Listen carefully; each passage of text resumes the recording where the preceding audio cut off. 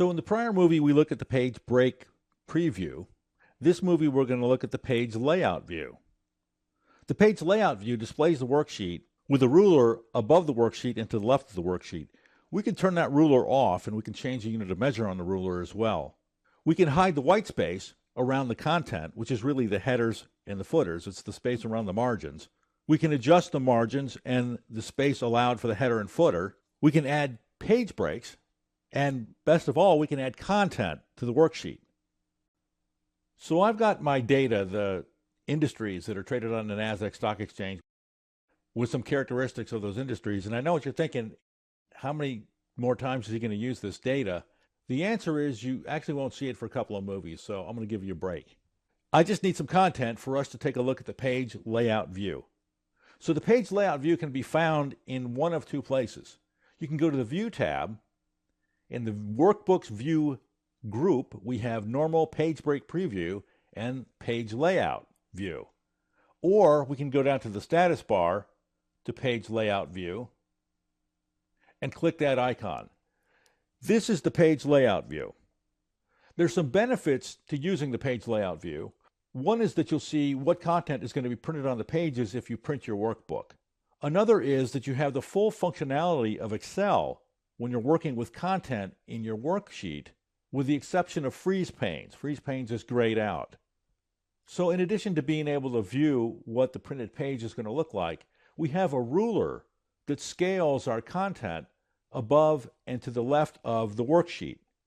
We can change the default unit of measure on this ruler, which right now is inches, by going to Alt-F-T, Advanced Options, A, scrolling down, and dropping down the ruler units menu. The default units is inches. We can actually select inches as well, and we can also choose centimeters and millimeters. I'm going to leave it at inches. I'm going to escape out of that and cancel that. If you don't want to use the ruler at all, you can also turn it off. In the Show group on the View tab, there's a checkbox that you can clear to hide the ruler. I'm going to bring it back. There is white space around the worksheet content. There's a header area and there are margins to the left and right. We can get rid of some of this white space in a couple of different ways.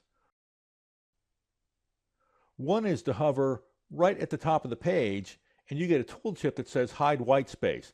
When I click, that's exactly what happens. The white space gets hidden. And that is the white space that's set aside for the header and the footer. We didn't see the footer, but we'll take a look at that in a second. And the margins. We can alternatively show the white space once it's hidden by clicking Show White Space. So you can collapse the header and footer and the margins down, but you can also adjust the header and footer and the margins by just left-clicking and dragging the area that's at the edge of the margins, or the area that's at the bottom of the header. I'm going to scroll down, or the top of the footer. I'm going to scroll back up.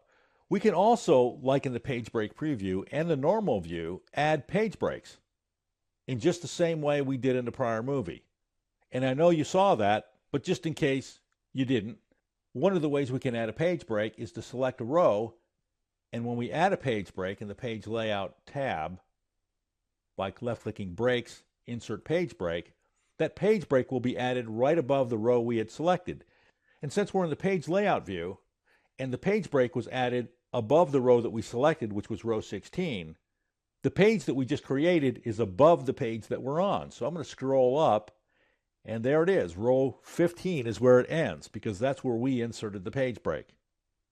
Finally, as I mentioned at the beginning of the movie, is that we can add content. We see our worksheet here, and I can add content in the cells. I can sum the cells. Wouldn't make any sense to sum the net margin for some random industries that are traded on the NASDAQ, but just to show you that the functionality of the spreadsheet is intact in the page layout view. So we looked at the page layout view. We talked about the fact that the functionality is intact with the exception of freeze panes. We get a view of what the printed spreadsheet is going to look like. We can change ruler units or get rid of the ruler altogether. We can hide the white space to increase our work area. We can adjust margins, headers, and footers. We can insert page breaks, and we can add content and manipulate the content on our worksheet just as we could if we were in the normal view, with, again, the exception of freeze panes.